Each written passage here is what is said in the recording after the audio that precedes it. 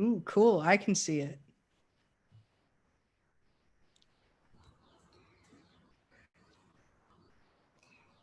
On this end, it says it's still setting up. It always starts before we actually. Oh, yeah. There we go. There we go.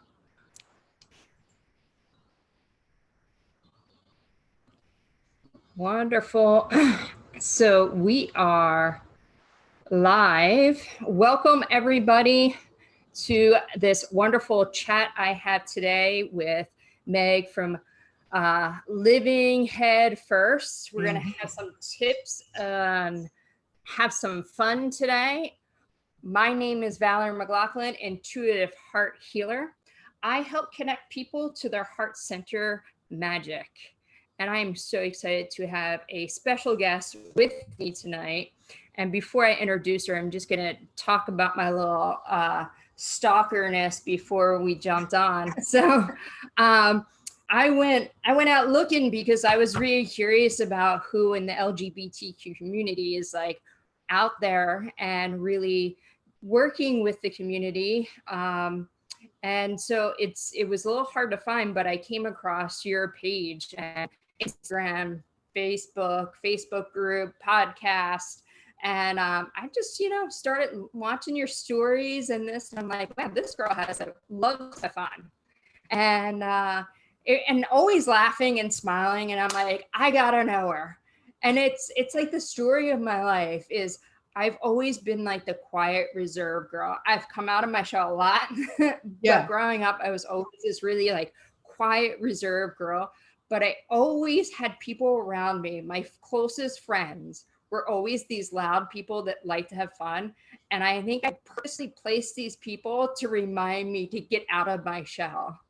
And that's what you help people do, basically. Pretty much, yeah. Help them reconnect with fun and live their authentic self. And I'm like, wow, where was she like when I was growing up? I needed her, but not born she's yet. She's here now. So welcome to the show, Megs. Tell us a little bit about yourself and what you actually do first, and then we'll get into your story. Yeah, for sure. So I'm a lifestyle and mindset coach, and I serve primarily the LGBTQ plus women, but also allies. I've actually just kind of shifted into the LGBT space just recently, which is awesome because even as coaches, I mean, we're always growing and stepping further into our story. And that's kind of a gift that COVID has given to me, is the opportunity to kind of revamp and focus in. So what I help LGBTQ plus women to do is cope with kind of the emotional aftermath that comes post coming out, because there's a lot of times build up, or coming out is kind of, I guess, billed as this like event, and then you come out and you're free and everything is all better. And it's really not like that. But there aren't a lot of resources out there for us, and there certainly weren't for me, to kind of cope with the guilt and shame and internalized homophobia and just all of these things that we have on us as LGBTQ plus people, that we don't have we can muddle through and figure it out. I mean, obviously we've been doing it forever, but we don't really have somebody who kind of solves that very specific problem, or who can help get us to a place where you like little things like being confident, like being like, yeah, I'm gay, or coming out in a new situation, or being around family who maybe aren't like totally on board with, your lifestyle choice or whatever your situation is. And so it took me 8 years to kind of go from coming out to really kind of achieving a state of pretty solid self-acceptance. It's an ongoing journey.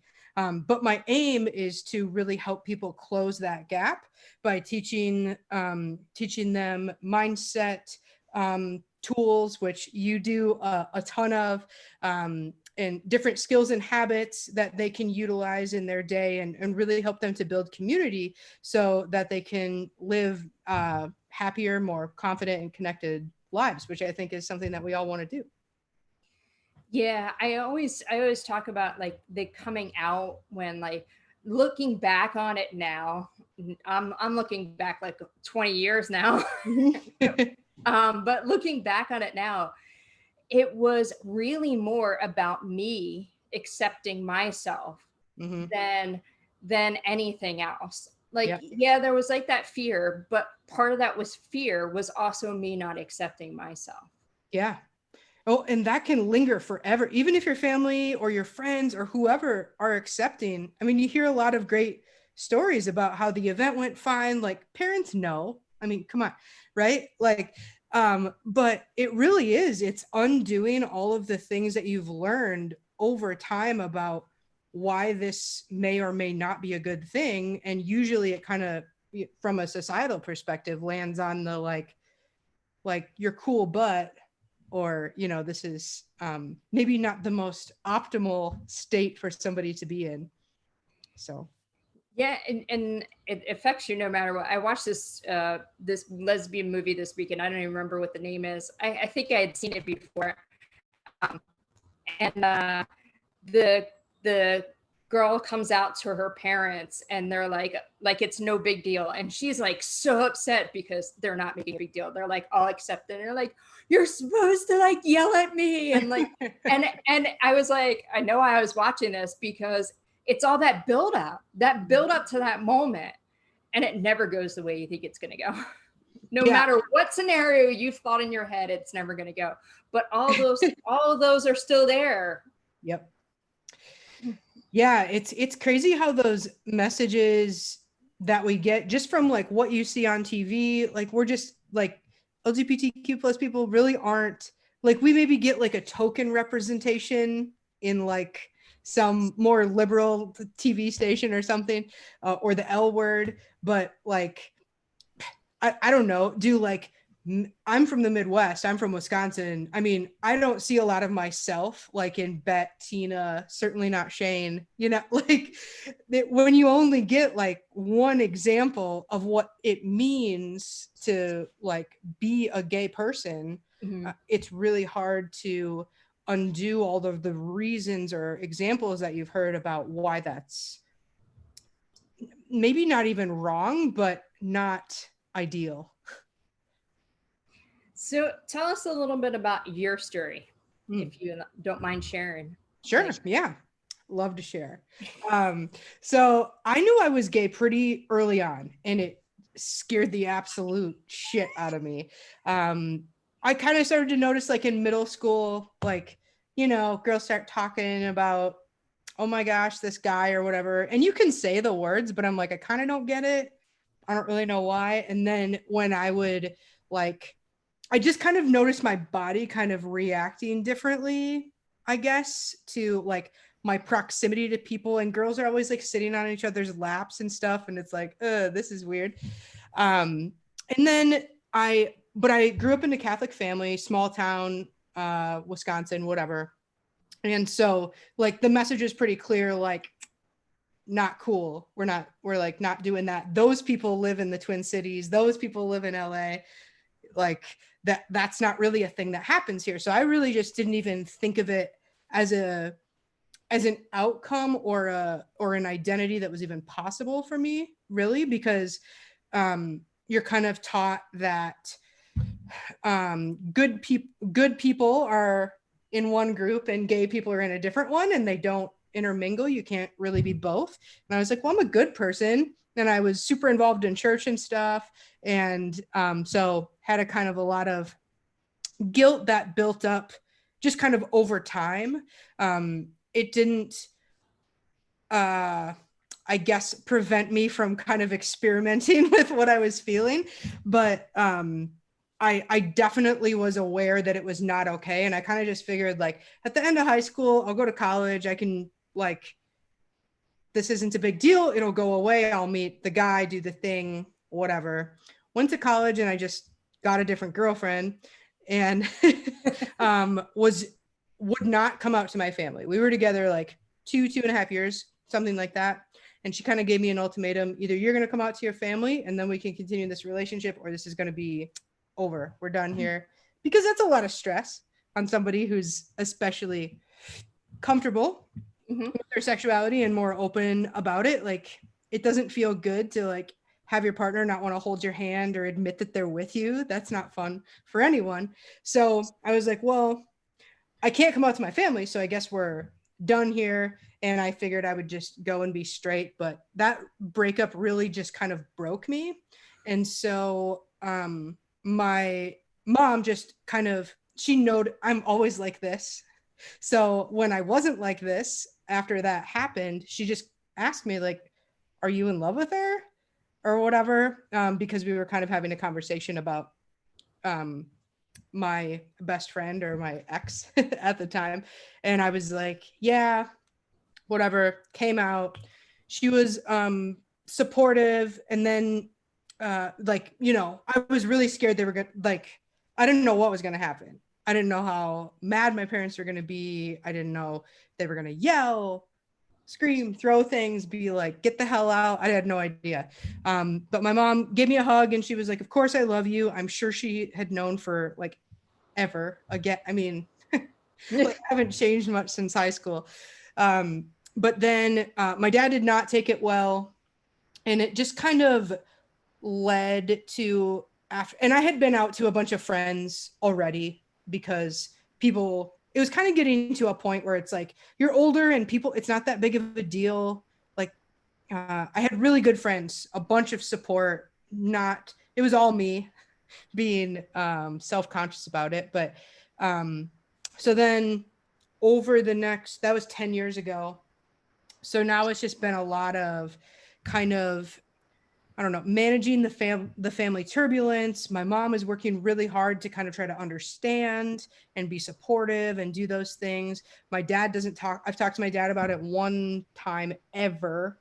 And so that's really frustrating. And you know, certainly a challenge that I continue to deal with, but I've gotten to a point where I'm much better about living my life for me and not so much in a way that's just constantly like striving for their approval, which is really tough because their approval is one of my favorite things. You know, one of the things I work on with teaching people is helping to accept themselves where they're at, Yeah. but also accepting the people around them where they're at. Mm-hmm. Sometimes that's the hardest part is accepting your dad for who he is. You know he loves you, but at the same time, he can't fully accept you. But it's like learning to accept him, and then it's your choice. It's like, how much do you want him in your life? Right. You know, Yeah. but accepting where people are, and they can change Yeah, at any totally. time. You know, we all change and evolve as we grow. Sometimes we go backwards. Yeah, no doubt. No doubt about um, that. but you know, it's really tough sometimes to accept people because you want them to be like, when you're growing, you want people to grow with you. Yes. And you're like, especially when you first start out doing something like this, you like always want to like take your friends and put them on your back and go. And it's like, well, they're on their own journey. They got to come at that. And that's kind of where your dad is. And it's good that you're at that point where you're like, okay, but I still want to keep planting seeds to help him make those shifts. Yeah. Yeah. And I think too, it's like understanding that a lot of the reaction, or kind of in this case, non-reaction, is it's very it's fear-based, and there's a lot of, I think there's fear. You see that with people, if you're growing and the people around you aren't, and they kind of get a little more chippy about it. A lot of that is like fear that they're going to lose you because you're growing into whatever this new version is of yourself. Um, which, I mean, that generalizes to, you know, your friend group, colleagues, family, all of that.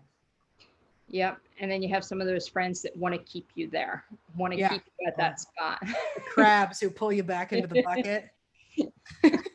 I like that analogy. I'm going to have to borrow that one. So what got you into doing what you're doing today? Well, my professional training and practice is as a school psychologist. So I still work full time in a school. I'm doing like behavior analysis, personality assessment, cognitive assessment, those types of things, mental health support, doing crisis intervention, those types of things. And so I've always been in kind of a helping field, I guess, from the jobs I had in high school to all the way through to working in the field of education. But I don't love rules. And unfortunately, as a school psychologist, one of your main jobs is to follow a ton of legal, like special education rules and be within timelines and all of this stuff. And I think when you get into a helping profession like this, your aim is to work directly with people who you can then help. And mostly what I do is spend like an hour with them, write a report, sit in a meeting, make sure the report gets out, and then do it again with a different student. So there's not a lot of like direct intervention. But one of the things I found that I really, really enjoy about my job is supporting my colleagues with morale or training on behavior response or helping coach them on self-care so that they can come to work as the best version of themselves and that type of thing. And I combine that with my own journey of kind of I went through this year-long coaching process where I really learned how to be more mindful, how to establish kind of sustainable daily habits, and really how to dig into the underlying things that are behind kind of external problems like relationships and communication or fitness and nutrition or those types of things. There's always something underneath. And I kind of, once I learned how to get under there and figure those things out, I was like, this is amazing. That it completely changed the trajectory of my life. And I want to share this with as many people as I possibly can. And what I called that sort of lifestyle or way that I go about my day and my life is living headfirst, which is kind of leading with this positive growth mindset where you're just trying to be like 1% better every day. You're being intentional. You're being willing to kind of have fun, make mistakes, not worry about being perfect, and just living as authentically as you possibly can. And I think if you can do like largely those three things, you're going to live a really awesome life. So that's kind of how I started the brand or the lifestyle, I guess. And I did that in the way of, I have a podcast called Headfirst Radio, and I actually have a new podcast coming out that I'm announcing, I guess now, but later this week. I also have hosted like little mini mindset workshops it's like a happy hour series I do around the Twin Cities. And now I'm moving into more of a one-on-one and group coaching model to share that message and to help other people change their lives, which is in more of a, not like you like need me to show you how to do everything, but it's really empowering other people to take control of their own life and make it what they want it to be. Yeah, absolutely. 100%. It's holding that space to allow them to be able to do that. Yes. And maybe just nudge them along a little bit. Yeah. Like here's some homework. So one of the things that, because you had been on my radar, but one of the things that really caught my eye was the video that you just put out with the 5 tips that you put to the songs. Yeah. And I just remember sitting there watching it and just like watching it, and the songs that you put just like raised my vibration. And I'm all about raising the vibration. It's like one of the first courses that I taught was raising your vibration and connect to your intuition, and fun is one of them on there. So what are some of the ways that you instill fun into your clients, or their quote unquote homework to bring in?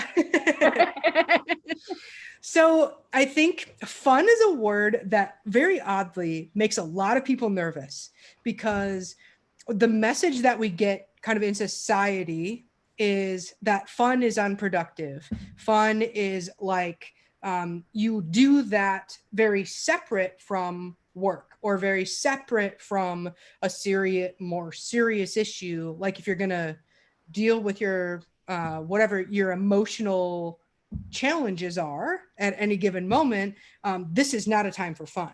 This is a time to like get to the bottom of what's going on and buckle down and whatever. But I promote fun. Has saved my life time and time again, because I think when you are able to just kind of break the monotony, because if you think about especially in COVID, holy hell, like the monotony of just, it's like same shit, different day all the time. And it's being able to break that up with whatever fun looks like for you. For me, I'm a very external fun haver, which you can probably tell by my I don't know, my general state of being, but my hand gestures. I'm a dancer. I love to play games. I love to compete. I love to do anything that's kind of physical and active, which in itself is something that can really help shift your energy no matter how you're doing, from a walk to a dance to a stretch to yoga. Like you can do all 100%. kinds of stuff. It doesn't always, fun doesn't necessarily have to be like hoorah rah whatever. It could be a crossword puzzle or like listening to a song that just like takes you back to a place where you were in a state of joy, or maybe you want to connect to a time that was more emotional or like low key and loving or whatever. Just something to kind of break up the monotony and take you out of the moment that tends to get pretty intense, especially when we're trying to create change or we're trying to like access a problem that we're having or a block. I think having fun just creates space to like step back and see what's actually going on, to bring down the wall a little bit, to kind of connect to just what feels good. And then I think it's a little bit easier to identify what really doesn't feel good so you can remove it and move on. Yeah, absolutely. You know, Abraham Hicks, I know some of my followers know, but it's actually Esther Hicks. She channels a collective called the things that she teaches that channels through is that when you are trying to make changes in your life or you are trying to working on manifest things for your life, and you kind of get so stuck on the like, you know, I'm abundant, but at the same time you're like, oh, I don't have money. You know, you're kind of working backwards. And what she says to do is put it out there and then go have fun. Mm-hmm. Yep. Go out and have fun. So I do things. I work with Oracle cards here, and before we got on, and I don't usually do these on these chats, but before we got on, the one deck was calling me, so I picked it up. And then I was like, "That's the card I need," and I'm like, "I need to bring this card with me." The other two are sitting here, but it's let's see if we can get maybe not such. She is the red goddess Lolita. Playfulness is a spiritual power. Yeah. Laughter leads me back to the light. And I'm like, that is so true. Could it possibly be more applicable? Yeah. Yeah, I remember sitting at my grandfather's funeral. I was in my I was 19, maybe 20, yeah. And I remember sitting there, and my cousin Mary was sitting next to me, and we started telling stories about my grandfather. Now, he was a kind of like my dad, a little quiet, but he played practical jokes. And we started telling his stories, and we're starting cracking laughing. And everybody at the funeral home just like does this on here. And my cousin Mary goes, "We're going to get kicked out." She goes, "This reminds me of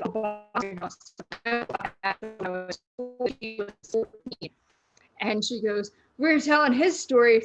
We started roaring and the whole thing, and they us throws out. But that's the whole, you know, help you get through these things. That laughter is such a great way. And so to help you move through whatever you're going through, it is a really great way. Yeah. I mean, laughter yoga is a thing, isn't it? Laughter yoga. I've never heard that. I think I saw it. I've never done it, but I saw it in like on a Facebook video or something.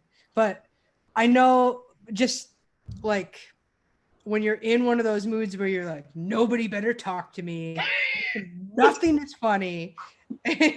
you kind of got to have a couple videos or I think that was one of my tips on that one video that I did was like save a GIF that makes you laugh or a meme or something that just never fails to that's what I said, trip your giggle trigger. Trip your giggle trigger. Which I've never heard until I said it as I was writing that. You need to put that on a shirt. Yeah. I need to get a trademark on that. Yeah, that needs to like be on shirts and thing. That's awesome. So fun's a great way. So when you work with your clients, do you bring fun into the one-on-one sessions? Yeah, let's go with that one. And then I'll go back to my other question. 100%. So I use a lot of the kind of tactics that I use in I kind of reference my happy hour series pretty, just super briefly. But the way that I love to teach and to drive home points is in like a fun experiential way. And I love to play games. And so if you're going to work with me, you probably should also like to play games because do you want to go through something right now to show people? Again, well, I usually have materials, but I do, if you've ever done like bar trivia, have you ever played? No, but I did watch one of your lives that you had like questions that you pulled out of. Is that what? Oh yeah, the basket of greatness. I don't basket have next to me right now, but that's actually a great example. The basket of greatness. Gosh, I don't know where. Usually it's on the chair next to me, but I use it in my podcast interviews. That's a great. Well done. So I just have this basket that has a bunch of random questions in it. And I use it to interview my podcast guests, and I also use it as the social networking prize winning piece at my events. And they're just random questions like, you know, do you like pizza or tacos? Do you well, here we say the Packers or Vikings because football is a big thing. Here it would be the Giants or the Eagles. Yeah. What's the most beautiful place you've ever seen? What is your favorite appetizer? Like just kind of random seeming stuff. But one of the reasons that I use that for like podcast guests and in sort of that first half hour of my events is because it's something that everyone can connect to. It's maybe not football if people aren't into it, but like something like food, anyone can talk, everybody eats, so everyone can talk about food. But it creates kind of this commonality with the guests at the event or people listening to the podcast to be able to connect to the guests. And it also brings walls down because then once we get into the activities, we start talking about goal setting. What are you struggling with? We played this really fun pet peeve game at my last event. That sounds interesting. Oh, it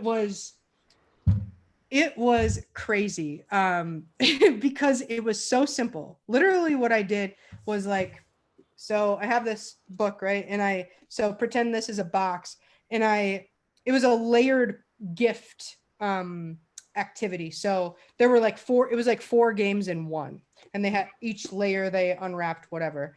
They had a different game or directions to play. So there was, the easy buttons, like from Staples or whatever.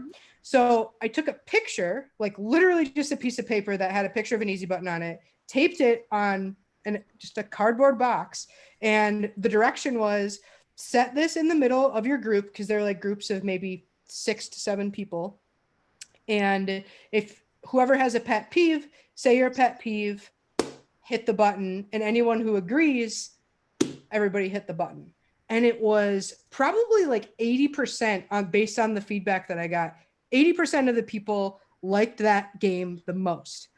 And which I think is really interesting, because there's a physical component to it, but also kind of a commonality, like I'm not alone in this, and people love to complain, like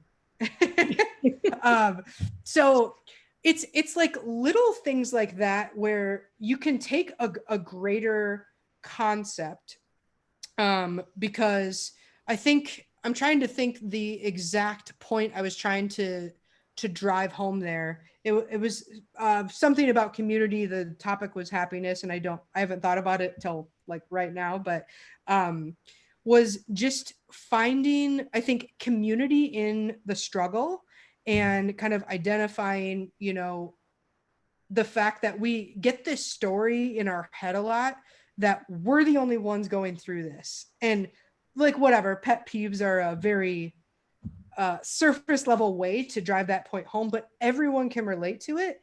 And it's this understanding. If people have a surface level understanding and they had fun while they were gaining it, they're usually willing to go a little bit deeper and then be like, where else in your life do you have a struggle that you might have, other people might be having that struggle? How can you communicate about that? And there's so many avenues you can go through with it, because everybody has a different situation, as far as like what is tripping their, I guess, not giggle trigger, but really the struggle trigger maybe. And stories are a huge thing, I think, that we all have to work through. Limiting beliefs, stories about ourselves, whatever you want to call it. If we're in deep struggles that we're not talking about with anyone else, we tend to start to believe that we're also the only one who has that story or who has that struggle. And that can be, especially in the case of a coming out journey, it can be very, very isolating. So I think the fun piece or the game or whatever just kind of brings that wall down to then be able to get in there and actually do the work that's going to start to unseat those things, because it's really uncomfortable to talk about, the stuff in your life that sucks. Yeah. Well, and our community likes that fun. Yeah. We do. And we make fun of ourselves. Uh-huh. And, I remember talking to somebody, and they're like, I don't get it. Why do you guys make fun of yourselves? So it's like to bring laughter to it and to talk about it. Mm-hmm. Because one of the stories that sometimes we tell ourselves is that my story is less important than your story. So why should I start my story? Absolutely. And this is common in many things, but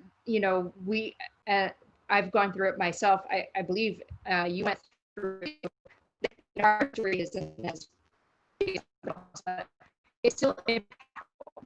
And we don't all have the answers, but when you turn around and you have people that get up and can talk about it, and it lightens it. And it allows people to relax into it. Mm-hmm. And so something that's really serious that somebody might have went through that was very painful, by turning it into something fun and joyful and happiness, it allows people to experience more. Yeah. And I think when we're getting into these conversations, we all need a little, it's nice to have a warm up. You don't just like log in with I'm not a therapist, and the coaching I provide isn't therapy, but like you don't log into like a new therapy session or something and just be like, maybe you do come in there roaring and just like really wanted to talk about like some deep-seated traumatic shit or whatever. But you kind of want to get a little bit warmed up if you're not, because another characteristic I find a lot, this was certainly true for me, but that I think we find a lot in the community, is because we can't control this part of ourselves and it feels not good, we tend to like to try to control other things, or to maybe like even the score a little bit by perfecting a different part of our life, and or trying to, or being really rigid. And for me, that was most definitely fitness, nutrition. I like yo-yo dieted a ton because I was like, well, like I can't, I have done everything I can to pray this gay away. And I woke up again this morning and still gay as can be. So I guess maybe I can get myself like get a 6-pack or something, or like get myself back to a super fit state where then maybe people can't be proud of or recognize that this is a good thing about myself, or I can't recognize it, but I'll be proud of what I look like externally, and it's something that I can theoretically control.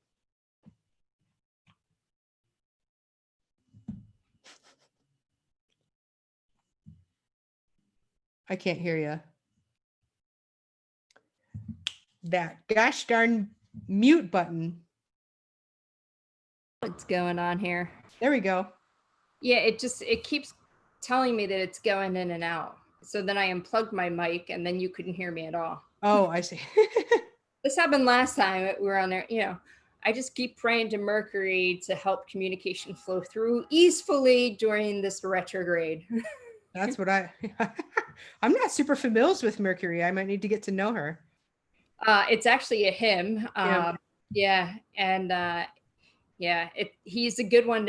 It's actually the planet Mercury, but it's all based on mythology. So it's right. Mercury or Hermione, and Mercury is the god of communication, also a trickster, and also the logic part.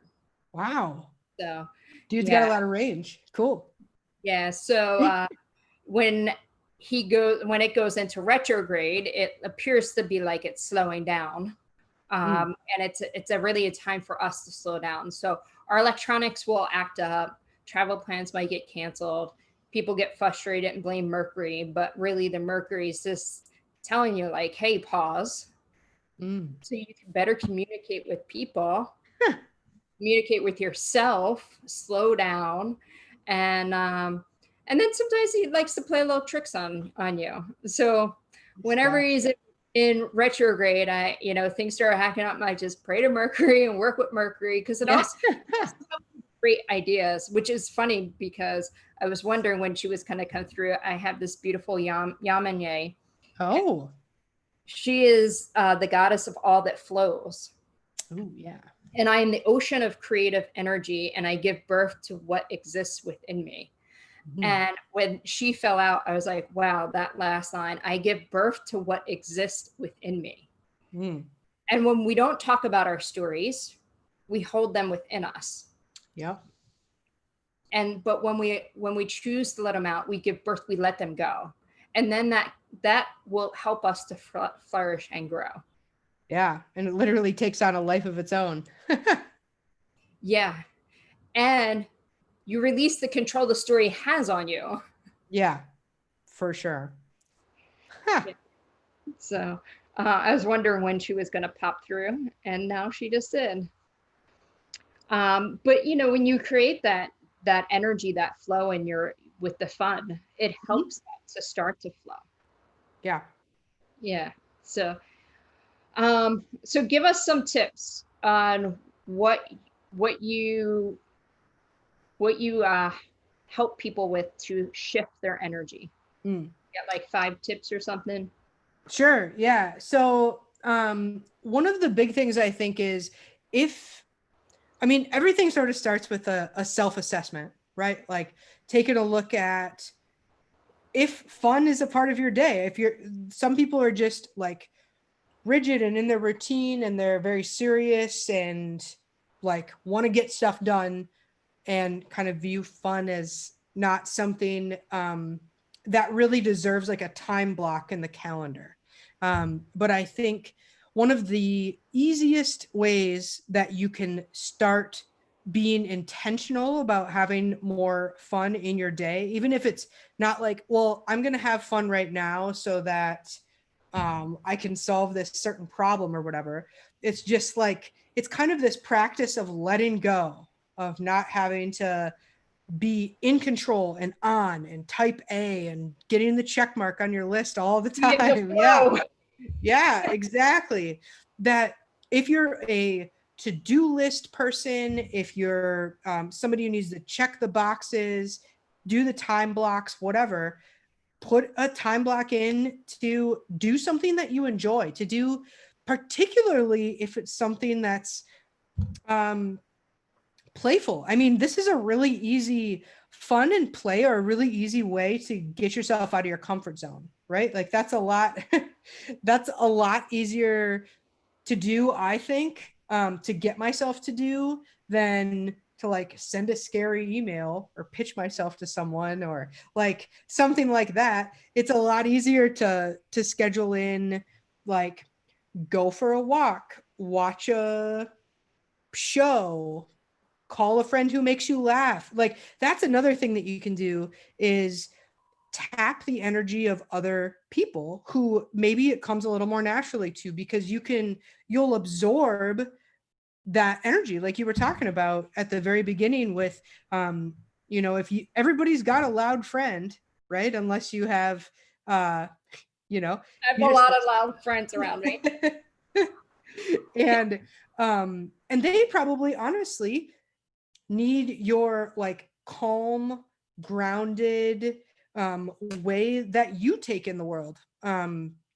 Is like there's give and take with everything, and getting yourself in the energy of other people who make it easier for you to get to a space where you can kind of chill out a little bit, step back, and just have a little fun and not worry about being so right all the time, because we're all so jacked up about doing the right thing and having the right plan and going to the right place at the right time for the right amount of time with the right person and like all these rules. I just like bleh. That used to be me. and it's so stressful, and it doesn't have to be, because as long as you're in a healthy state, you're gonna wake up the next day theoretically and be able to give it another try. So it's just I think we take life a lot more seriously than is really necessary, and then we end up missing out on the good stuff. Because I mean, if you think about like a to-do list or the rigidity that comes with being like, I do not have time for fun, most of those people probably wish that they had more time to have fun. They just feel like they don't, or that's the story, that they don't. They probably want to be more present, but they don't. They feel like they can't be unless they check all these things off. And the thing about scheduling fun is, when you feel like you don't have time for it, is what you're going to discover is that you get a lot more done, and you have a lot more time than you thought you did, because a lot of the stuff that we're doing when we're checking things off our to-do list is bullshit anyway. So it's like you might as well be practicing purposeful bullshit than like wasting your time at the office, or stressing in traffic, or like whatever it is you're doing. Scheduling that's the once you get your foot in the door with fun, you realize what a powerful tool it is to unseat all of these different beliefs you have about the way things are or the way you are. Yeah. So. Yeah. And, fun is so many different things. And she's like staring at me. And, when I talk to people about tapping into their creativity, their creative center, that helps you to also get that fun out, whether it's drawing or baking or cooking or, working on a car, whatever it is, watching a ball game, Yeah. there's you're tapping into your creativeness allows you to actually have fun. And you're right, it absolutely 100% allows you to have more time. Mm-hmm. Yes. Yeah, because you can sit like this is where I'm sitting right now, is where I sit to like create my content, do my whatever, like put everything on paper.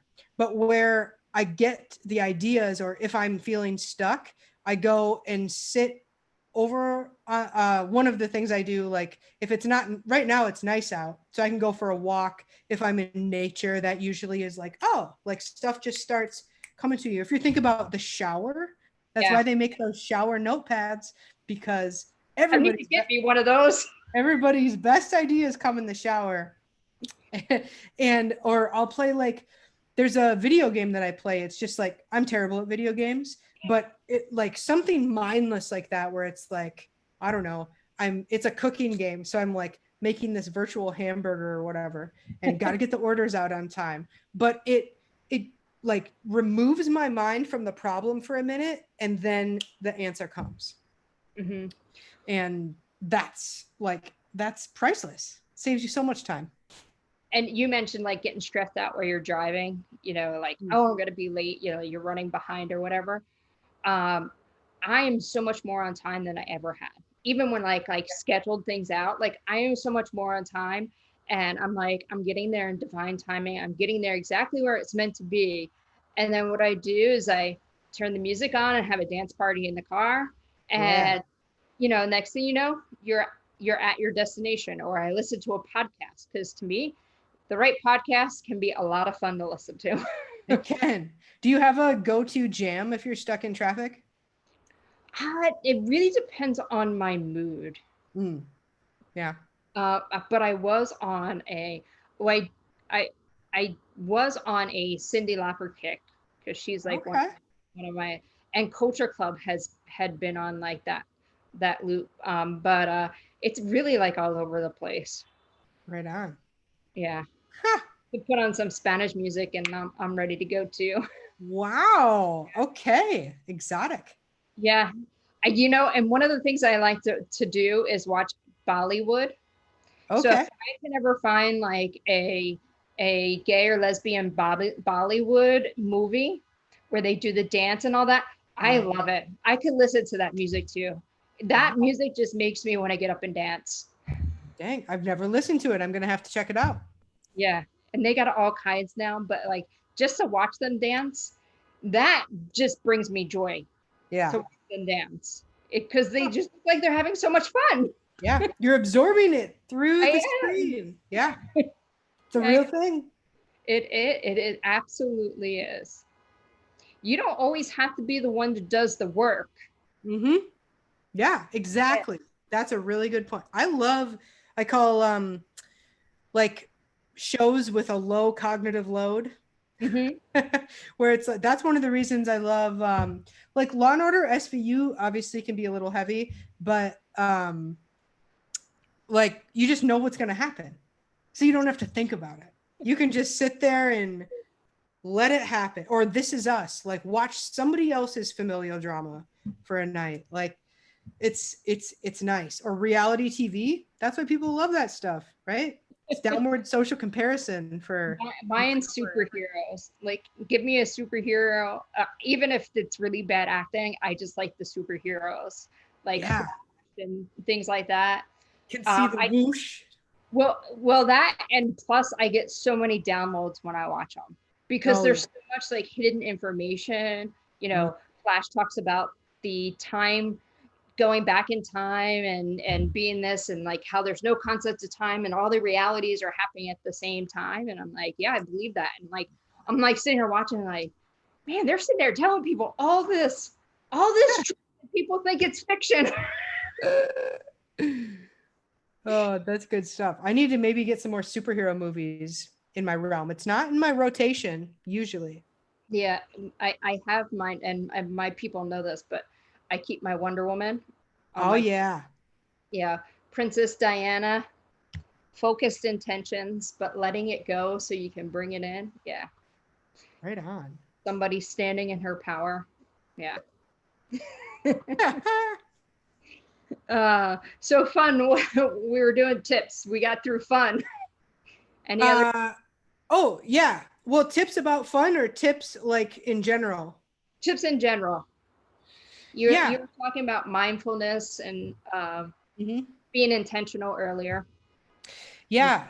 So intentionality that's like, as far as like living head first goes, that is the the ultimate. That is the absolute foundation. And it's um just a matter of paying attention to what's actually going on. Like, is what I think is happening what is actually happening, or kind of doing some fact checking around an area that you might be frustrated in with your life. And I kind of learned this um around food, because if you are trying to lose weight or whatever, they'll tell you to keep a food journal. And then there are people who are like, well, don't write down everything you eat because then you'll start to obsess over it and yada yada.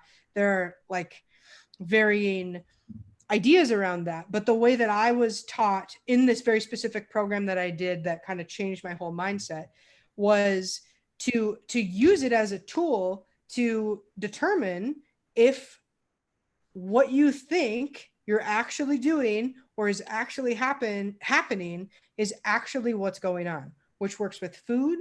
It works with the way you communicate in your relationships. It helps you just to kind of like pay attention if you're like going to meditate or something. That's the whole idea, right? Is just to become present and pay attention to what's actually happening, because we go through minutes, hours, days, commutes, entire relationships and marriages, just like letting stuff happen. We don't know what's going on because we're not actually paying attention to it. I mean, I don't know how many times I've gotten to work and I'm like, I don't even know how I got here. I was just like thinking about other stuff the whole time, because we get in these ruts and we just assume that that we know what's going on, or we don't have any control over it to change it, or that type of thing. And I think that's where people get really frustrated, is when we feel like we don't have control.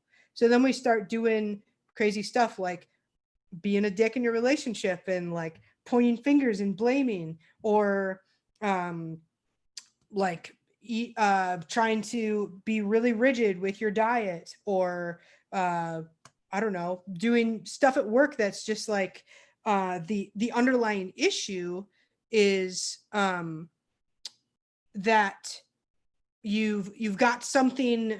I kind of lost my train of thought there, so I'm trying to like re- Reel it back in, throw the reel fishing it back. line. Come on, Come on. say words, say them slower. But the idea is to pay attention to what you're actually doing, because things can start to feel like life is happening to you when you pretty much always have the choice to change your behavior. You can change your environment. You can implement different strategies to shift your energy around things, from like mindfulness, journaling, going to therapy, scheduling and implementing fun, moving your body, eating well. There are all of these different things that kind of set you up to create a different outcome in your life. But the only thing you can really control are your behaviors. Like what you're actually doing throughout the day, who you're interacting with, what types of things you're listening to, and what you're being exposed to. You have more control over that than you do whatever the final outcome is, because you can't control other people's reactions. You can't control like what your body's going to necessarily do with stuff you put in it, or the way that you move it or whatever. But you can control the behaviors, but only if you're being intentional and paying attention to what's actually going on, which is a decision that people make that I think can be kind of uncomfortable, because once you start paying attention, usually we know what to do, but then we have to decide that we're actually going to do something to change it. Yeah. So you have to be aware. And Yes. once you're aware, then you can make the change. Which, reminds me of my story, because my coming out story is that you were talking about how you always knew your whole entire life. Mm-hmm. And I kind of walked through my first 24 years of my life being oblivious to all the feelings and things that I was going through.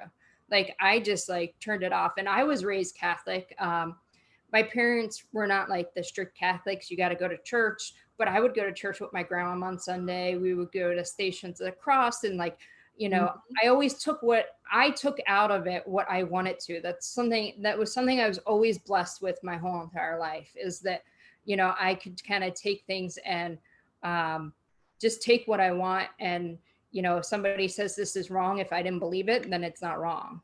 Yeah. And it's just something that was I brought into this lifetime and blessed with. But I went through the first 24 years of my life kind of like not even realizing it until my sister turned around and said, "Don't you know that you're a lesbian?" I'm like, "What are you talking about?" And then like list. She's like, "Look at the clothes you wear. You were never interested in boys. You," like, she just went through like this list of like 10 things as she's driving. We're driving down the street. I'm at the passenger seat. She's, mind you, she's my younger sister. Yeah. And she's listing like all these things. I'm like, "You're wrong." She's like, "No, I'm not." And like once she brought that into my awareness, once it was brought to my attention, it was like in the back of my head, I'm going, "Holy shit, she's not right." I'm like, "This is not true. Is this not happening?" I had to be aware of it. Yeah, it really puts the ball in your court once you're aware. I mean, it's way easier to kind of finger point, to avoid, to do all of that stuff if you don't have any awareness. And so a lot of people, unfortunately, choose to live their lives that way, or they just don't believe that things can be better. Like it just is what it is.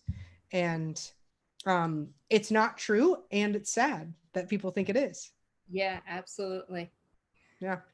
I have this one last card here we need to talk about. Oh yeah, bring it. This is Catherine, and she is the patron saints of miraculous healing. I am ready to heal. I am worthy of the miracles meant for me. Oh yeah. Catherine is my confirmation name. Mine was Rita. Rita, that's a good one. Yeah, it was my grandma. But this is like so powerful, like that statement, "I am ready to heal." Yeah. And to me, everything is healing. So what you're doing to help people and your modality of how you're helping people to heal might be a little bit different than what mine looks like. But it's all about healing and helping people to heal and helping people to realize that they are ready to heal. And that when they do this and they realize their self-worth, they can create all these miracles in their life. They don't happen to you. They happen for you, and you are an active participant in all of this. Yeah. You always have the choice to take what the universe gives you and do awesome stuff with it, or, you know, let it go by for the moment. But everybody is kind of on their own timeline, unless, you know, they get someone who maybe speaks to that very specific part of their heart or their struggle, where it's like, damn, they see like this little spark that like maybe there's something better for me. Maybe I don't have to be in this state of ongoing discomfort or frustration or guilt or shame, or, you know, whatever that primary emotion is. It's really powerful once you become open to the opportunity to heal, how it literally changes the way the rest of your life is going to be for the 1000% better. Yeah. So when I met you, and yours is Living Headfirst, one of the things I teach people is to get out of their head and enter their heart. And I was like, "Oh, I don't know about this." And then I started following you, and I understanding what it's like. You're teaching you the same exact thing, only you're going about it in a different way. And And I was like, this is amazing, because like everybody's different. We're all different. But when you talk about fun, fun's another vibration of love. Yep. Playful is a vibration of love. Mm-hmm. And to me, everything is love. Love is everything. We are all love. And that's what we need to bring more into this. So fun allows you to have more love in your life, Absolutely. more joy, which is more love. And we are here. We are here to be happy. Our purpose is happiness. Our purpose is not to be in that suffering.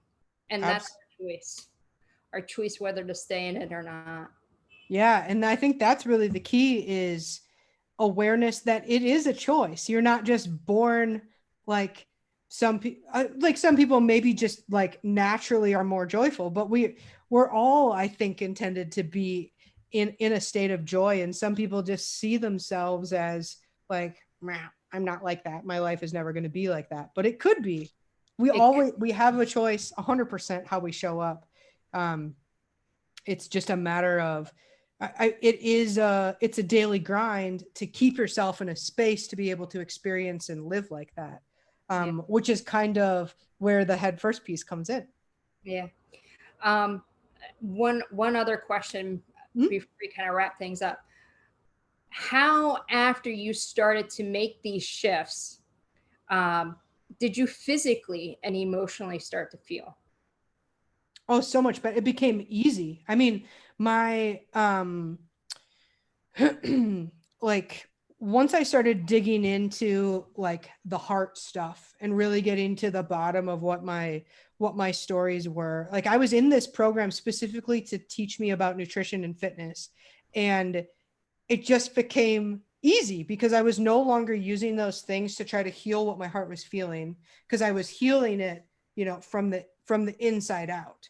And so then, when you're so in tune with who you are and you can feel alignment, and you're just kind of aware of what's going on in your body, it translates to very external things like that are so simple, like moving your body. What feels best for you? How do you do it? Does it have to be intense all the time? Like you can start to answer those questions for yourself, and you don't have to buy a program to like help you be a person, which is that was the goal I was actually trying to get. It wasn't lose weight, like get a six pack or whatever. I wanted to just be. I didn't want to have to think about it all the time.